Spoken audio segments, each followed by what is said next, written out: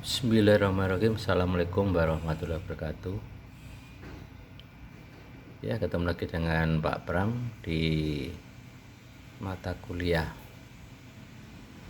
Kepemimpinan dan Budaya Organisasi di tatap muka yang kelima dan keenam ya. Kita akan membahas sejarah teori kepemimpinan. Sejarah teori kepemimpinan, apakah pemimpin itu karismatik ataukah superhero, atau secara warisan langsung memimpin. Itu akan kita bahas di slide-slide berikutnya. Pertama yang kita bahas teori genetis di dalam kepemimpinan. Ya, teori genetis atau teori keturunan, dia menyebutkan bahwa leader are born and nor made. Artinya pemimpin itu dilahirkan atau bakat lahir, bukan dibuat atau dididik. Dalam keadaannya bagaimanapun, seseorang ditempatkan karena ia telah ditakdirkan menjadi pemimpin. Disebutkan pula bahwa gen sifat kepemimpinan diturunkan oleh orang tuanya yang juga seorang pemimpin. Makanya ini gambarnya adalah Pak Karno, gitu, Pak Karno. Sedikit mengenai memahami tentang genetik. Ya, tentang genetik. Genetik adalah ilmu yang mempelajari keturunan yang menurunkan sifat dari orang tua ke anaknya. Sifat genetik yang diturunkan orang tuanya ke anaknya melalui gen dalam sel germinal atau gamet. Gamet manusia adalah telur atau ovarium dan juga sperma di situ. Nah, ini bagaimana contoh ya, contoh pengusaha-penguasa dunia yang tidak jauh dari teori genetis ya. Yang pertama di Indonesia ini ada Pak Karno. Pak Karno menurunkan generasi pertama Bu Mega menurunkan generasi keduanya Mbak Puan yang sekarang ada di situ ya. Atau yang di Inggris yang memang negara yang tidak pernah dijajah ya. Ya, ada Ratu Elizabeth sampai Pangeran Charles, sekarang Pangeran William, dan juga nanti pangeran-pangeran yang lain. Atau di juga Thailand ya. Thailand ada karena sistemnya kerajaan. Atau juga Bill Gates sudah anaknya yang kedua ya sudah mengendalikan bisnisnya gitu. Atau mungkin di Brunei baru anak pertama ya. Ini kelihatannya sejarah dunia, pemimpin dunia yang kebanyakan negara yang berkarakter tidak republik tapi karakter kerajaan gitu. Tapi di Indonesia yang republik juga ternyata masih ada teori genetis ini, bisa kita lihat di situ. Ada yang gagal, ada yang berhasil tentunya. Ya, kesimpulan sementara yang bisa saya ambil untuk teori genetis ini yang menyimpulkan bahwa leader are born and not made, di mana para penganut teori ini menyatakan bahwa seseorang akan menjadi pemimpin karena ia telah ditakdirkan atau telah dilahirkan dengan bakat-bakat kepemimpinan. Ya, berbicara mengenai takdir secara filosofis, pandangan ini tergolong pada pandangan yang berkarakter fatalistis atau deterministis ya. Ini kesimpulan dari teori genetis di kepemimpinan. Yang kedua adalah teori sosial. Ini kebalikan dari teori genetis, di mana teori sosial menyatakan bahwa leader are made and not born. Pemimpin itu bisa dibuat atau dididik, bukannya lahir secara kodrati. Yang ketiga, penganut teori ini menyatakan atau mengutamakan pendapat bahwa setiap orang bisa menjadi pemimpin apabila diberikan pendidikan dan pengalaman yang cukup. Ya, ini nanti ada sekolah ataupun juga ada lembaga-lembaga yang organisasi sosial yang mendidik pemimpin-pemimpin untuk lebih siap, apakah di partai atau mungkin di negara atau mungkin juga di organisasi swasta begitu. Ini contohnya mungkin ini ya, Pak Habibie, ini Indonesia ya, ini seorang teknokrat ya, teknokrat dan tidak mempunyai karakter seorang pemimpin negara gitu kan, tapi karena menjadi salah satu kedekatan dengan Pak Harto pada saat itu sehingga jadi wakil presiden, dan Pak Harto mundur, akhirnya Pak Habibie menjadi presiden yang ketiga. Nanti adalah dari Pak Habibie sendiri, seorang teknokrat. Atau Erdogan yang memang dididik di organisasinya yang menjadi tokoh muslim berpengaruh di dunia. Atau mungkin yang Obama yang dididik oleh partainya di Partai Republik ya. Partai Demokrat atau Partai Republik ya di Amerika. Atau yang dididik oleh Alam, Bob Sadino ya. Bob Sadino. Ini adalah orang non pertanian yang menggeluti pertanian karena memang otaknya encer di bidang bisnis pertanian atau industri pertanian.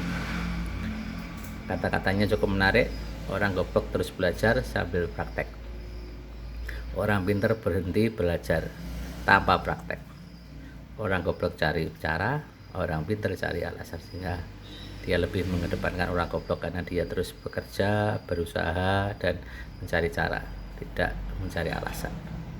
Atau tokoh-tokoh muda sekarang yang ada di dunia yang terkenal, Mark Zuckerberg, ini adalah pendiri Facebook, sekarang mengakuisisi WhatsApp ya, menjadi satu antara WhatsApp dan Facebook ya.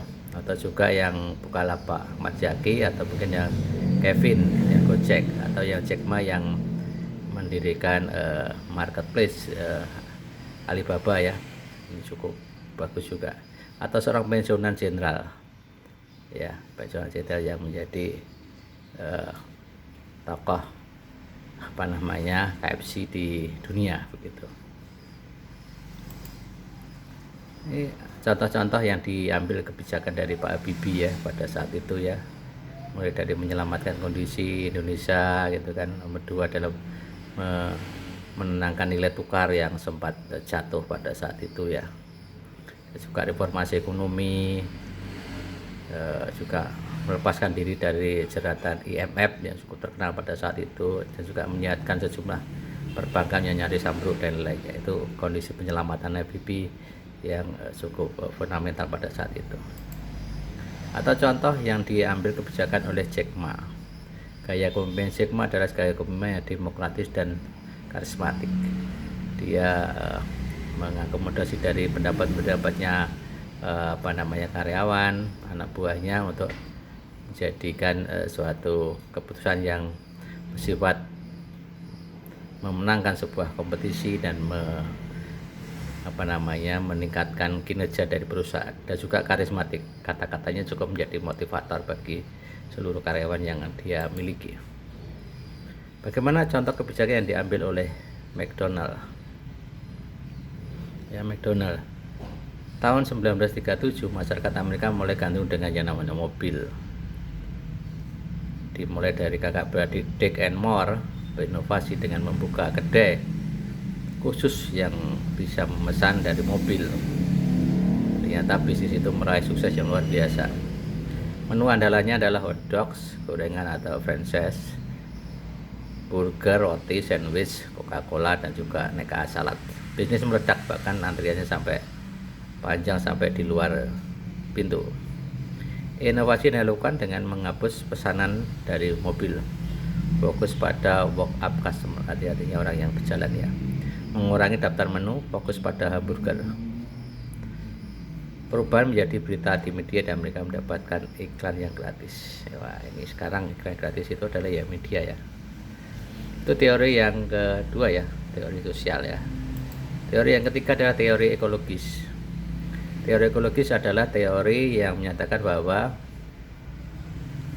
seseorang hanya akan berhasil menjadi pemimpin yang baik apabila ia telah memiliki bakat kepemimpinan.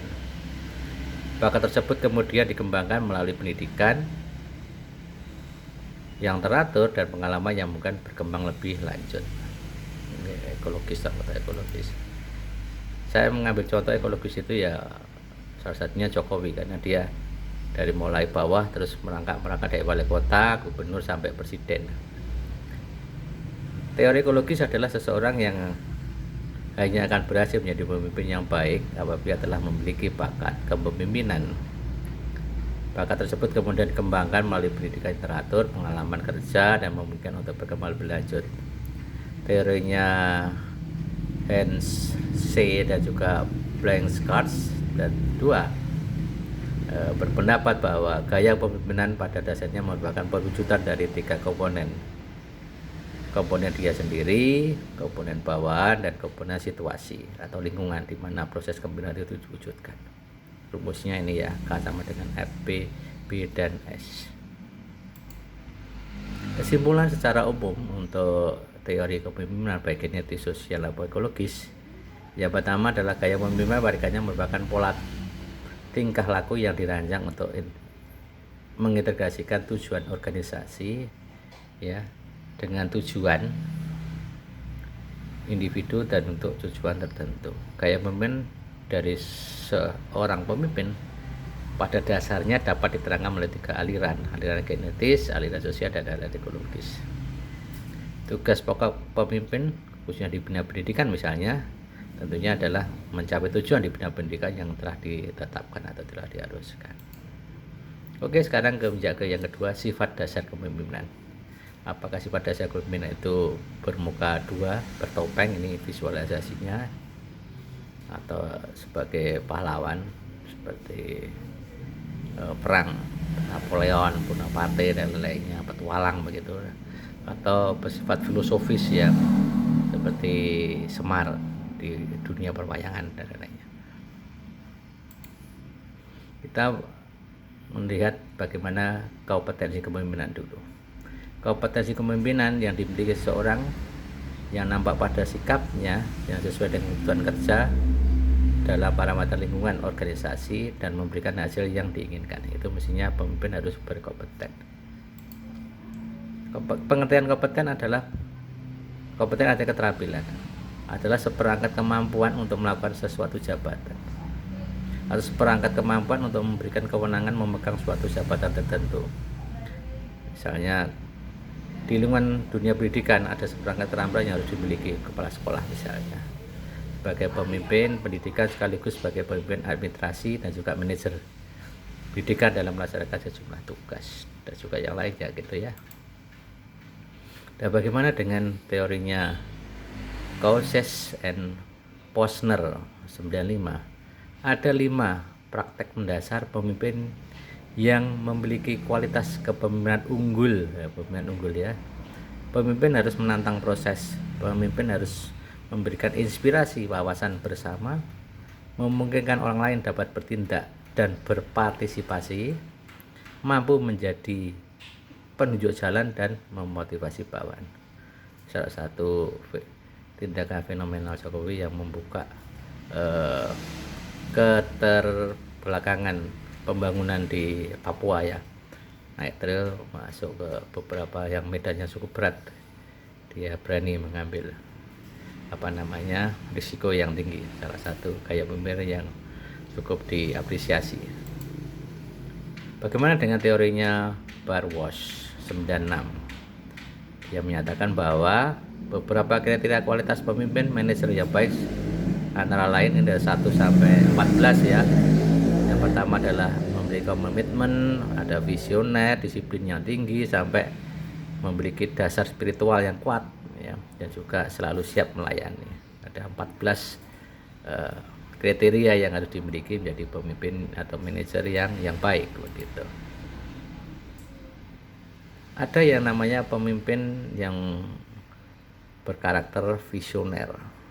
Salah satunya yang di media ya, yang ambil di media, membangun tradisi visioner. Kompetensi pemimpin visioner adalah memiliki visi yang kuat. Ini menurut Nanus 92. Seorang pemimpin visioner harus memiliki kemampuan komunikasi secara efektif dengan manajer dan juga dengan karyawan yang lain. Dan seorang visioner harus memiliki atau mengembangkan pada masa depan.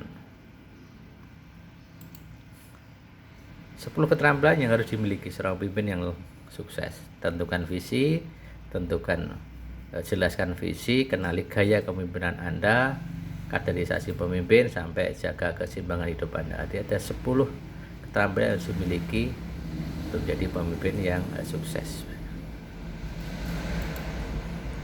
Ada 5 dimensi kepercayaan dalam kepemimpinan ya.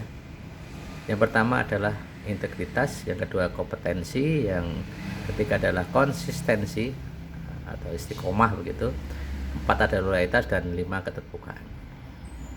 Dimana 5 dimensi itu harus semuanya dijalankan ya.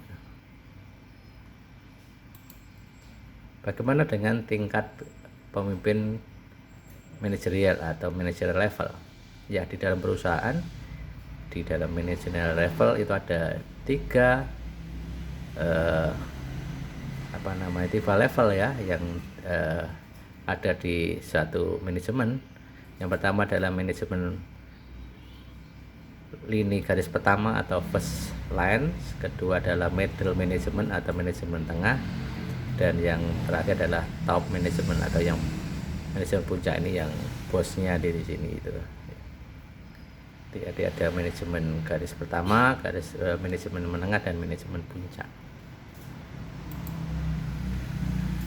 Keterampilan manajerial menurut Robert Scott tahun 70-an, dia mengemukakan bahwa setiap manajer membutuhkan minimal 3 keterampilan dasar. Yang pertama adalah keterampilan konsepsional, yang kedua keterampilan berhubungan dengan pihak lain atau humanity skill, yang ketiga adalah keterampilan teknis atau technical skill. Ya, minimal 3 itu ya, atau mungkin bisa ditambah keterampilan manajemen waktu dan juga keterampilan membuat keputusan, karena ini juga keputusan yang cepat dan tepat itu juga perlu keterampilan.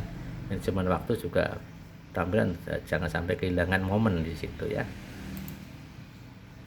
Nah, ini adalah gaya kepemimpinan situasional pada tingkat kematangan manusia. Kematangan manusia itu adalah M1, M2, M3, dan M4. M1 tidak mampu, tidak mau, tidak yakin. M2 tidak mampu, tidak tapi mau, tak yakin. Sampai M4 mampu, mau, dan yakin. Mestinya yang matangnya paling M-nya M4 paling bagus. Harapannya kalau sudah M4 itu pengikut yang aktif. Tapi kalau masih di M1 dan M2 itu pemimpin yang aktif. Beda dengan yang gaya kepemimpinan. Gaya kepemimpinan yang kesini itu adalah yang tinggi, ke G1 dan G2 itu yang tinggi, G3 dan G4 yang rendah. Yang dimana G1 itu adalah hubungan tinggi, tugas tinggi, sehingga mendidik. Harapannya G1. Dan yang kedua adalah hubungan rendah, tugas tinggi, sehingga melatih. Nah, ini harapannya memang yang paling bagus ya G1 gitu untuk yang gaya kepemimpinan. Nah, ini hindari pemimpin yang tanda kutip adalah AIDS atau AIDS, singkatan dari aku, I-nya iri, D-nya dengki, dan S-nya sirik.